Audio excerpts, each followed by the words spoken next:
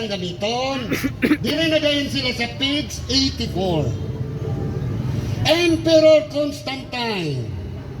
And 321 AD, Constantine the Great, the first Roman emperor to convert to Christianity, proclaimed Sunday as a legal holiday throughout the Roman Empire. Jadi ay, si Constantino nag-declare sa Sunday nga mao ang legal holiday sa tibuok Roma, Imperyo sa Roma. Unsay sunod? In line with the teaching of the church. Unsay gingon?